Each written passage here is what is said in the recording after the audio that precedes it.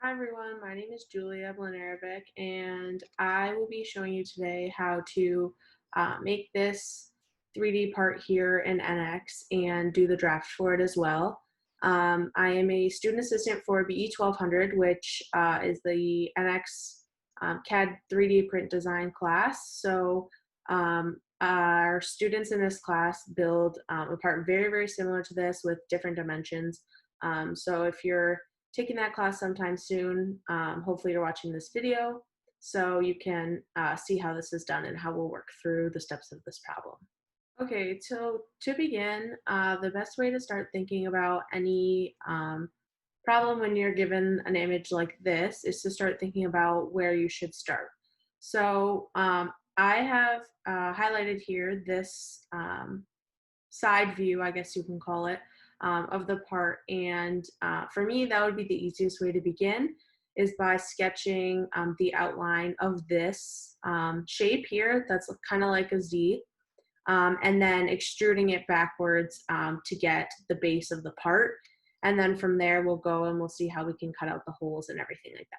So to begin, we're going to simply sketch in NX this Z-shaped part here and all in one sketch, and then we'll continue from there.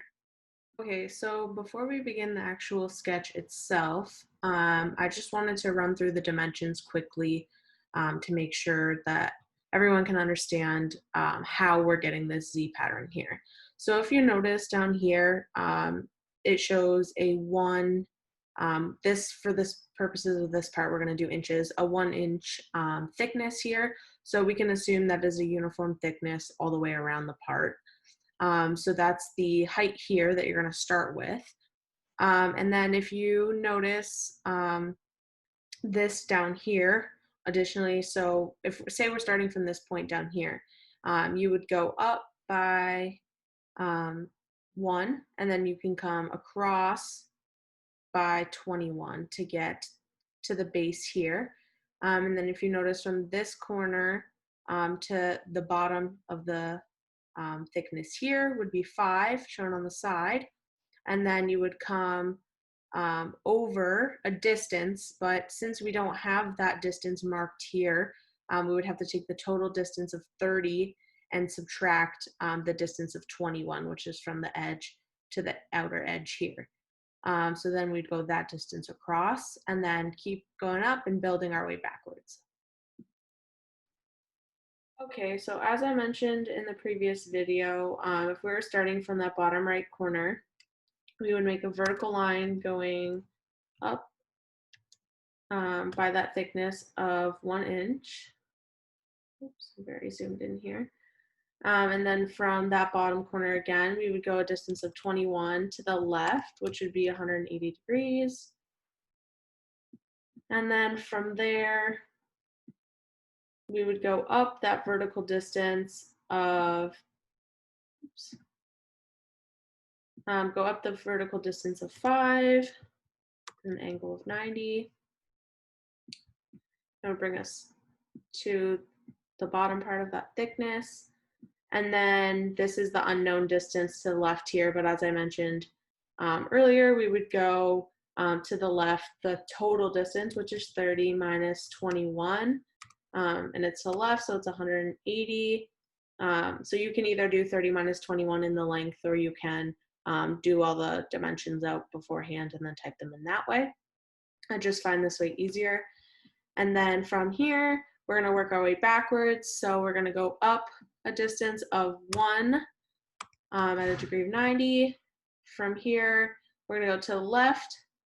But as you may notice, we have to surpass this distance here. So it would be, instead of 9, it's going to be 10 to the right.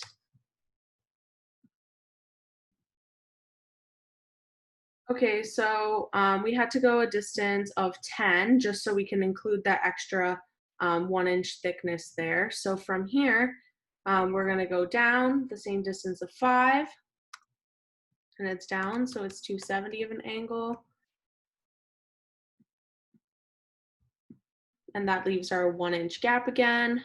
And then from here, we should be able to just connect to the corner that we had from before. So I'll go ahead and do that. Oops.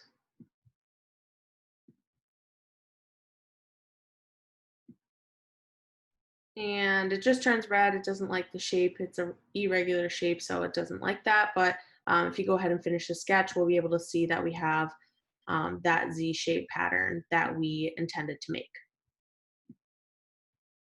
Okay, so now that we have that Z-shape pattern that we just sketched, if you notice here, there's a measurement that tells us um, how far we have to extrude our Z shape backwards to get the full dimensions here of this total part, and then we can go ahead and cut the holes out from there. So I'm gonna go ahead and show you how to extrude the Z shape back by a distance of 6 inches, and then we'll worry about the holes after that. Okay, so if we go ahead here and click on extrude and choose the shape, I think it automatically defaults every time to extruding forward. Personally, I always take the arrow and pull it back to extrude backwards.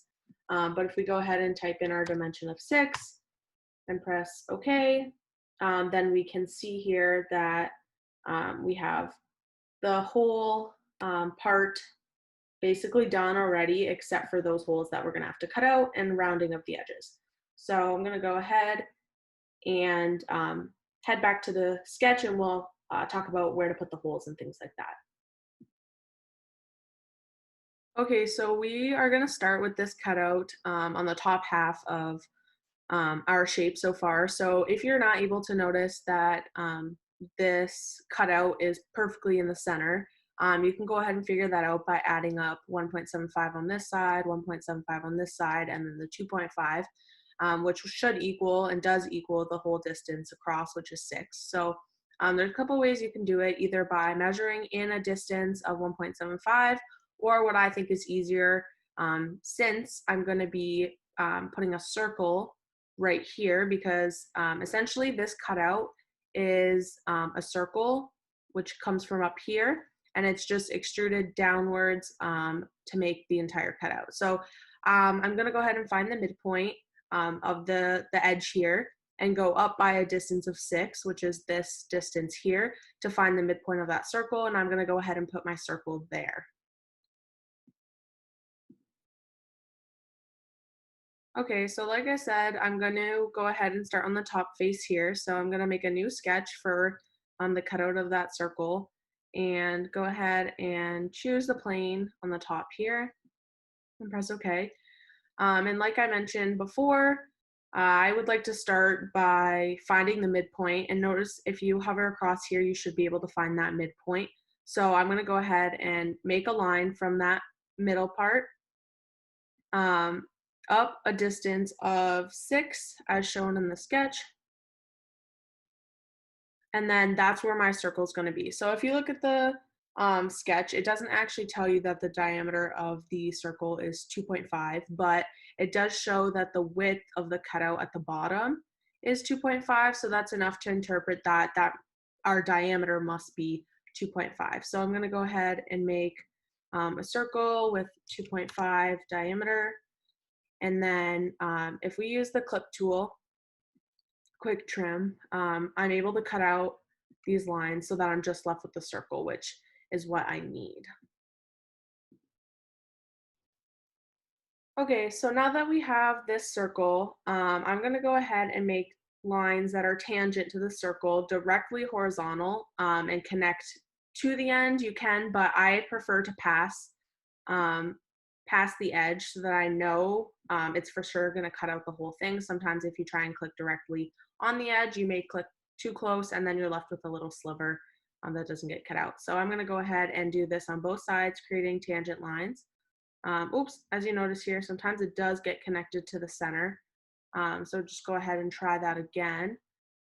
And make sure that we are pressing on the arc, and you'll see that it does make a tangent. Sometimes it's, oops, difficult to get going.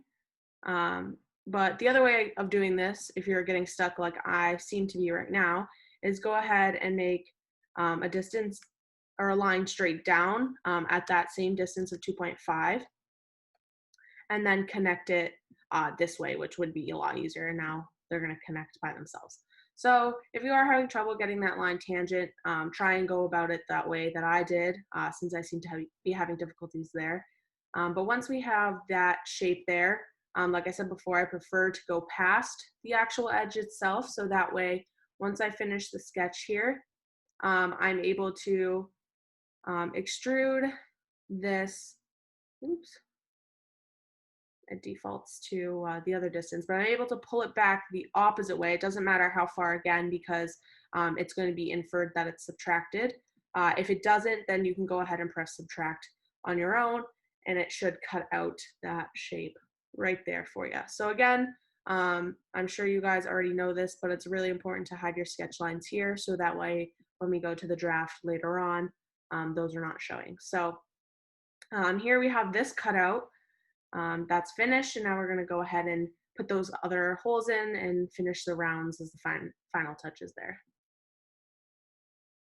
Okay, so now if we're looking at these two holes here at the bottom, what I would prefer to do is start from this corner and go up a distance of 6 as marked here, and then from there over a distance of 1.5, which brings us to the center of the circle as marked by this distance here. And I like to put a point down, mark all my points first. So I'd put one point here, and then I would come across again a distance of 3, which is the distance between those two circles, and mark another point, and then cut all the lines out in between, so that I would just have those 2 points there, and then I would go ahead and put the circles. So the diameter of the circles are shown here. 2 times means they're the exact same size circle, and then this little symbol represents a diameter of 1.5 as shown there. So we're going to go ahead back to the NX modeling and put the circles on there and extrude those out, subtract those from the shape. Okay, so like I said before, we're gonna go ahead and put those circles on. So we're gonna start with a sketch on the top face here from the top corner, and go the distance from the corner over a distance of 6 inches, and it defaults already to 180, but go ahead and put that in there. And then, like I said, it's 1.5 down from there. And I like to go ahead and take the, where is it? The marker here, and mark that endpoint. So that way when I delete the lines after, those points still stay. So from there, separating those 2 holes is a distance of 3. So go ahead and mark the next one. And that way when I trim all these lines, I still have my points there. I like to trim them before I put the circles in to make it less confusing and less busy. But then I can go ahead and quickly pick those points and type in my diameter of 1.5 here for the circle. And then same thing for this one. And then we have those circles. So if I can trim, oh, I thought I could trim those points in the middle, but those don't matter. They're not gonna affect the extrusion here. So if I go ahead and finish the sketch and extrude and choose, since they're in the same sketch, both the holes will extrude at the same time, which is very nice. So if I go ahead and pull that down, automatically it defaults to subtract, and then I press OK, and both those holes automatically get cut out there, which again, we're just going to hide the sketch so that it doesn't show up in our draft.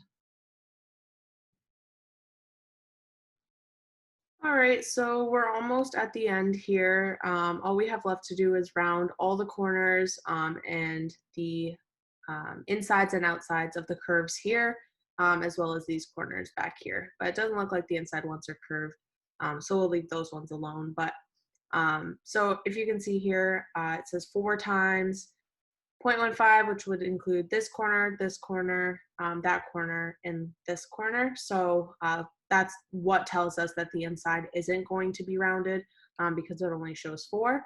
So it's a radius of 0.5 on those curves, as well as the under curve there, and the inside of this L, I guess you can call it right here. And then the outside of both those would be a radius of 1. So the inner are going to be 2 times 0.5 as well as the corners, and then the outer radius would be a radius of 1 both on the top and the bottom of here.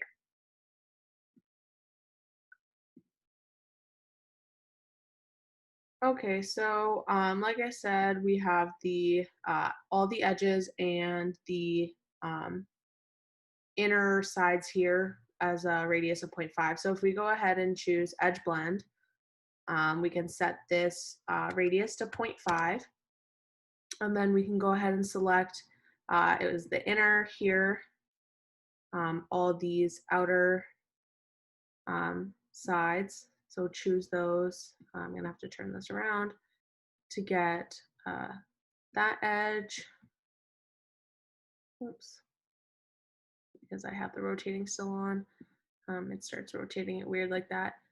So all the sides and then the under as well. So can get the underside like that, and then that last corner. And if we press OK, you'll notice that it'll do all of those at the same time. And then we're gonna have this one right here and the top one as a radius of 1. So same thing, I'm gonna choose the edge blend, select on there, and make sure you change that radius there to 1, and rotate it to get the top side here as well. And then press OK. And then here we have it. We have the final part here. All sketches are hidden, which are very important before we move on to the draft. But yeah, here we have the final part. Okay, so before we get to the final draft itself, and drafting all 4 or 3 views, I guess, because we're only putting dimensions on 3 views. I'll explain when we get there, but I just want to make a note that every dimension that you see on here, which I believe these total 16, if I counted correctly, but every single number that you see on this isometric view that we were given is what we need to replicate on your drafts in 3 views. So we are going to include an isometric view, which looks like this. However, in our drafts, we never include dimensions on there. So we have to put all these 16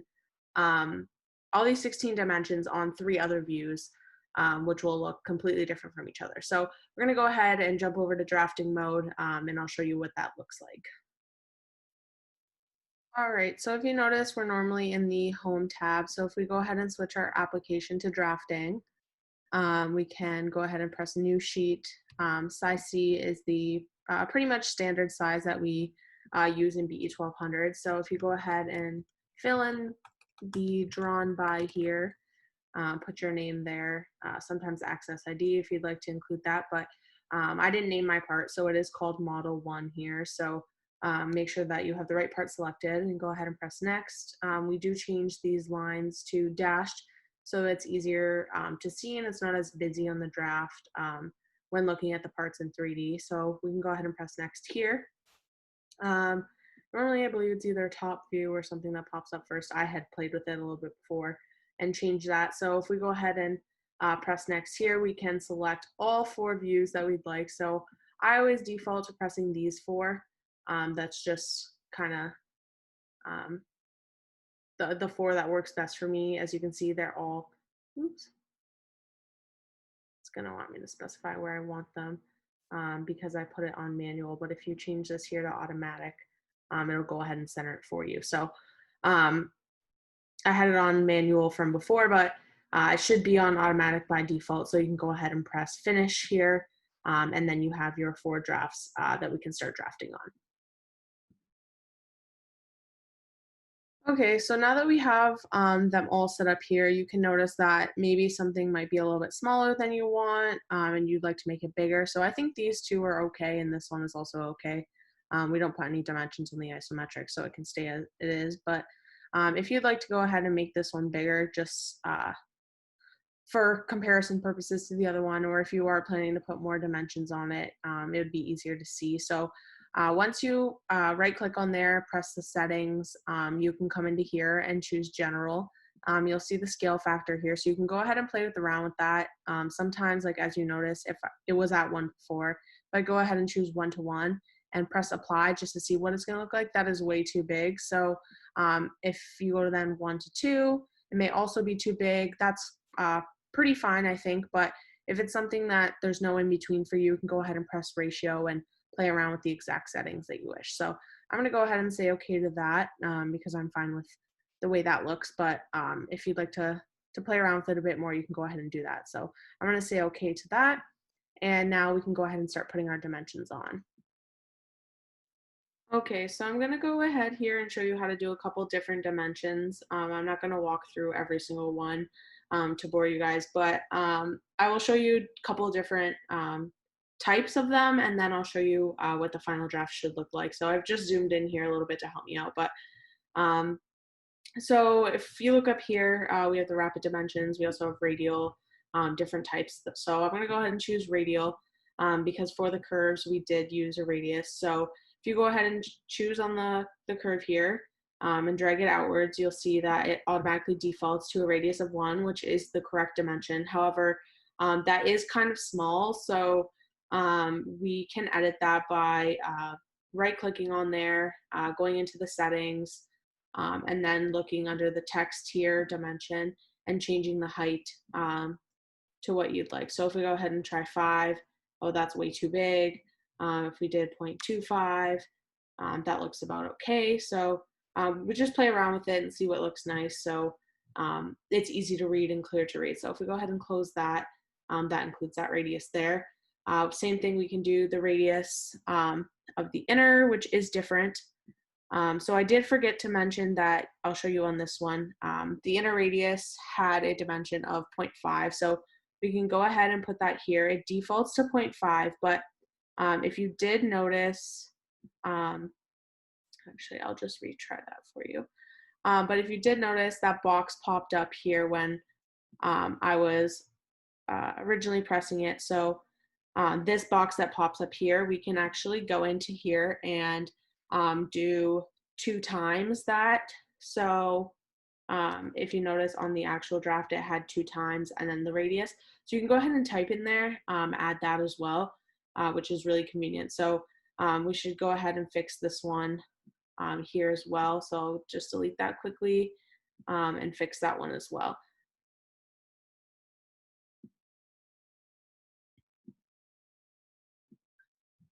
Oops.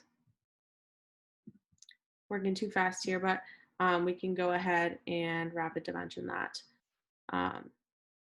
and type it in the box 2 times. And that one has a radius of 1. I'm not going to go ahead and change the font size again, but you can see how we get those radial dimensions. So similarly, if you choose rapid dimension, we can go ahead and get this vertical height here. So if we choose, you can choose from this line to the top line, and then drag it out here, and you should get that distance. If I zoom in, I generally would make it bigger, but you can get that distance of 1. So we're just going to go through and work through every single dimension that that you were originally given, and as long as all of those dimensions are included within here, you will be okay. And you should get, as long as none of the lines are overlapping each other or anything like that, as long as like the numbers are not outside the drafting box, things like that, just make it look as neat and tidy as possible. And you should have no problem getting full points on any draft that you do. So just remember, no dimensions on the isometric, and each other view must have at least 1 dimension. So we'll come back and I'll show you what the final draft looks like, making all the text bigger and things like that. Okay, so fast forward to all of the dimensions on the draft here. There's a couple more things I want to show you before concluding the video, but I believe I said there were 16 dimensions earlier. However, I think I miscounted. So regardless, but however many dimensions you were given is how many you should have on your draft. If you'd like to include some twice, just to make it that much easier to show, like I included this 6 here, also here, same as the 5 from here. So if you'd like to duplicate a couple, you can, but you don't have to go crazy and show every dimension on every single thing. But there are a couple more things I want to show here. So as you can see, this 15, once I made the, or 1.5, sorry, as I made the font bigger, it overlapped the line. So you can drag You can drag all the numbers and move them as far as you'd like. Also, if you right click on a dimension like that and go back to the settings, same way you would change the font here, you can go to orientation and location and change this so that maybe it can be horizontal like that. If that's something you prefer, you can change it so that the text is pointing like that. Play around with the settings and see what you like best. I do like the horizontal, it looks good, whatever you prefer. But stay consistent, that's key. I kept all my font size the exact same, just so it's consistent and it looks nice, and everything's spread out. And make sure, again, you're not putting any dimensions on the isometric. So that concludes my video. I hope you were able to follow along and build this part correctly. Thanks for watching, and hopefully you're able to benefit from this video in your B1200 class.